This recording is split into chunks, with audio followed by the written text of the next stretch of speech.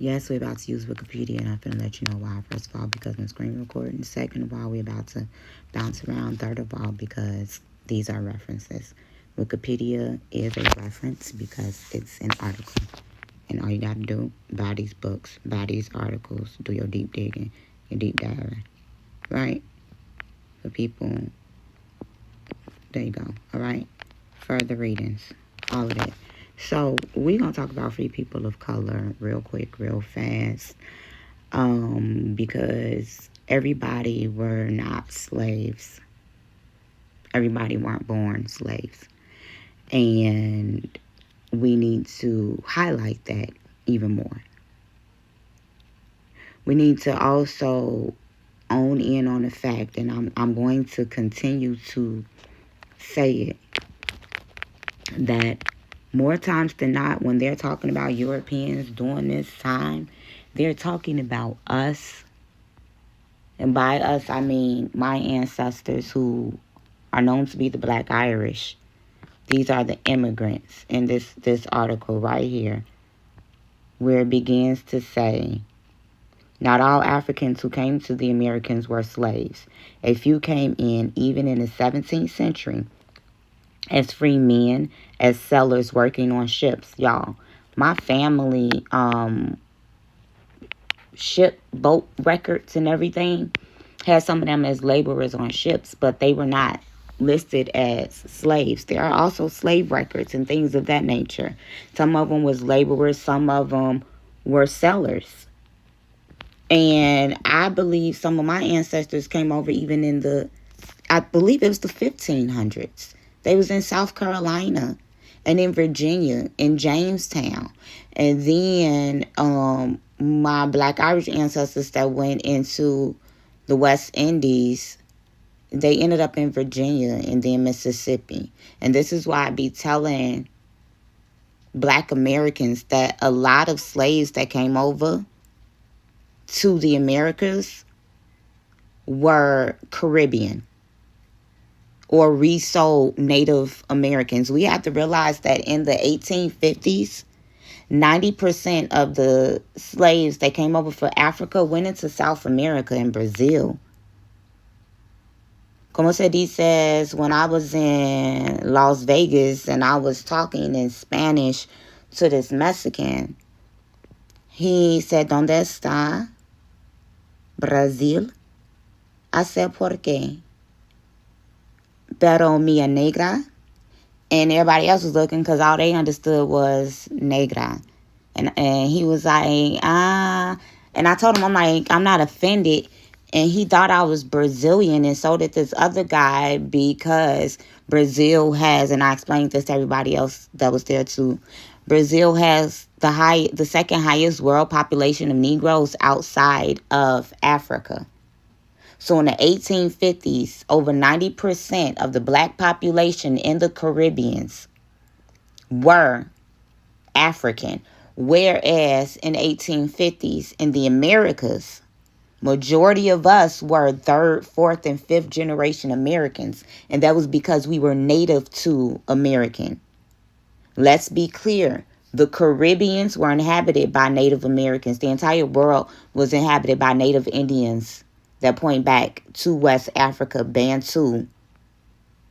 The original Afro-Asiatic black man and black woman coincided with the Khoisans, who are older than all of us, making us conglomerate of Hittite, Syro-Phoenician, meaning Hebraic and Canaanite people. We mixed and mingled with one another.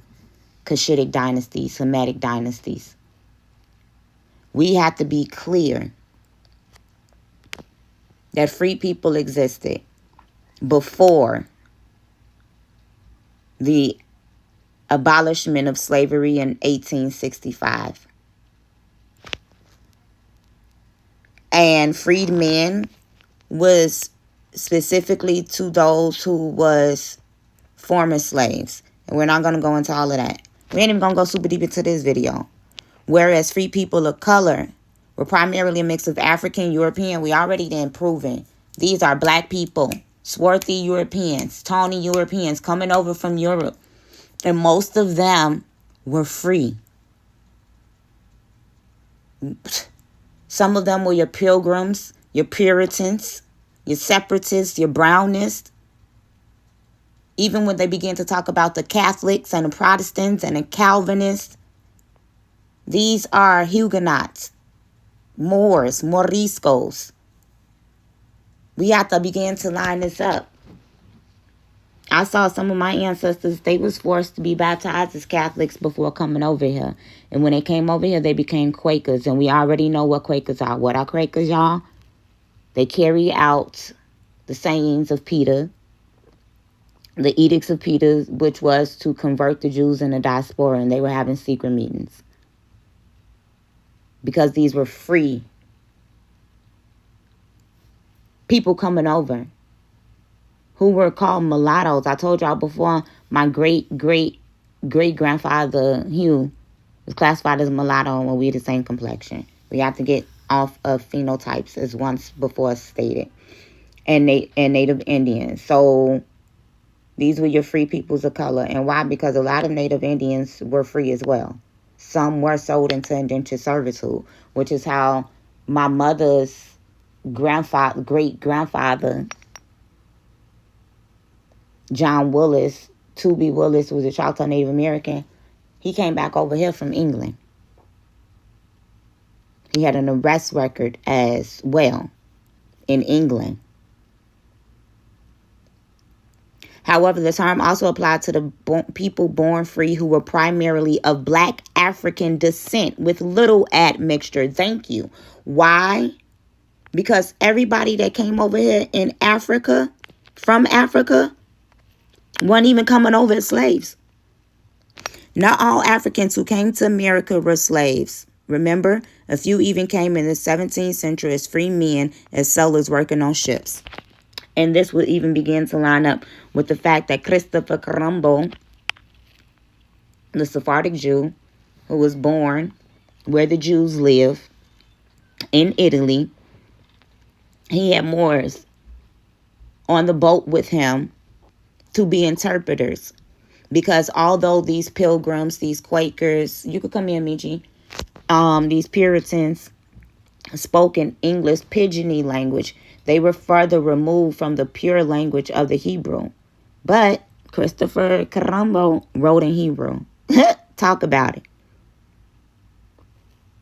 But when we began to look at the Igbo, the Akan, the Yoruba, and the Niger Delta, their Nigerian pidginy was identical to the pidginy that was spoken by these Native Americans. We gonna line it up. We gonna line it up. And so a lot of these free people of color were in Louisiana and in the Caribbean island, Saint-Domingue, which is Haiti, St. Lucia's, Dominican, Guadeloupe, and Martinique. Y'all crazy, right? When I found my grandfather Jameson's ship record of him coming over here at 8 years old, all of these were listed on it. And whoever wrote it was writing real sloppy because I was trying to find out what island he was from. I knew that it started with an M. Like, I got all of that. And I'm like, no, this is not Martinique because it ain't no Q. And I know they didn't misspell it because here go Martinique right here. Barbados was on there. St. Kitts was on there. St. Nevis was on there. And then I'm like, it got to be another island that started with an M. And I'm just looking at it because it looked like M-O. It was like M-O. ST, and then I was like, it's Montserrat. That's how I found out. Because of the ships that they're talking about now.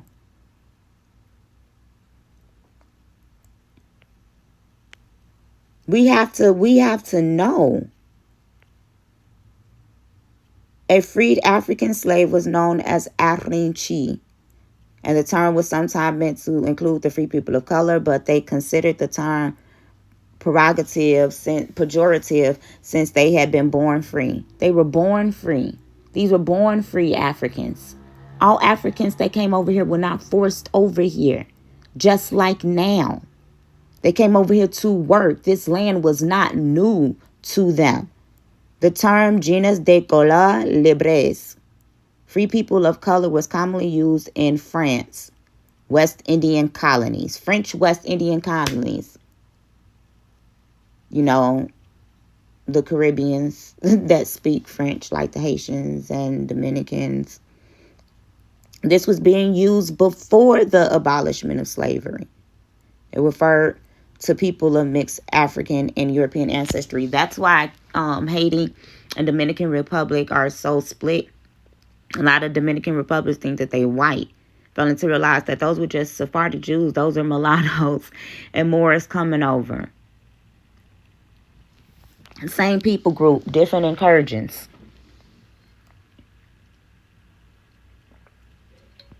In British North America, the term free Negro was often used to color the same class of people, those who were legally free and visibly of African descent. So no, all your ancestors were not enslaved today. All your ancestors were not slaves. I behoove you guys to do some deep digging. I'm doing some background work, getting some business things together so that I can do some short-term, short-handed genealogical study works. A lot of you guys have been reaching out to me over the past year and a half as you have watched me do videos about my family history and lining it up and things, and you've been asking for my help.